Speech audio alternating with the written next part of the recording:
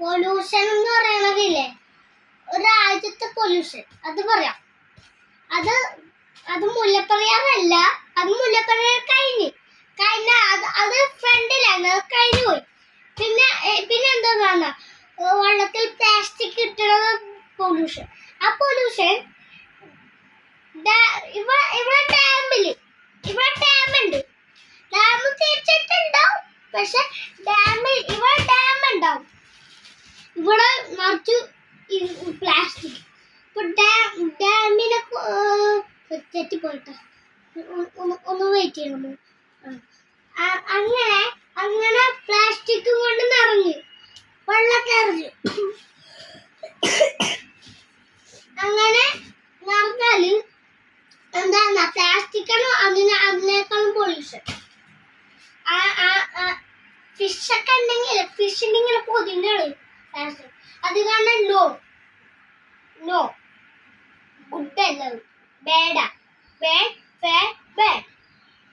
അങ്ങനെ പൊല്യൂഷൻ, അങ്ങനെ ഡാമിന്റെ പൊല്യൂഷൻ, അങ്ങനെ രണ്ട് പൊല്യൂഷനുകളുണ്ട്.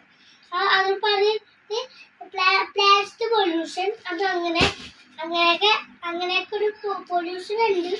പക്ഷെ അത് ഞാൻ പറയാം, തീർച്ചയായിട്ടും പറയാം. ഒരു ഗിഫ്റ്റ് കിട്ടി, അതിന്റെ കവർ വെള്ളത്തിലിട്ട്, അത് നല്ല ഹാബിറ്റാണ്.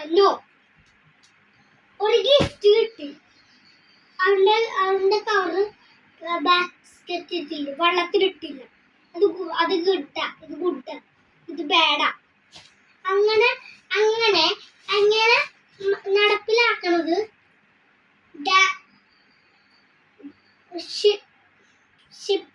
ഷിപ്പിലും കാണും ആൾക്കാരുണ്ടല്ലോ, ഷിപ്പിലും ആൾക്കാരും കാണും, ആൾക്കാരും നടപ്പിലാക്കും. പിന്നെ പോലീസാണ് കേസ് കൊടുക്കുന്നത്. അതിനേക്കാളും കേസ് വെള്ളം ചീത്തയാക്കുന്നത്, അതാണ് ഗുഡ്.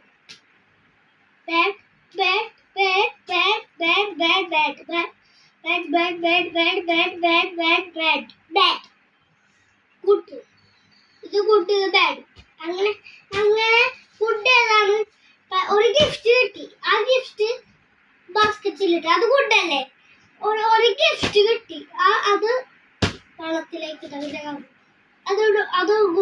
അത് നോ അല്ലേ? കേസ് കൊടുക്കും.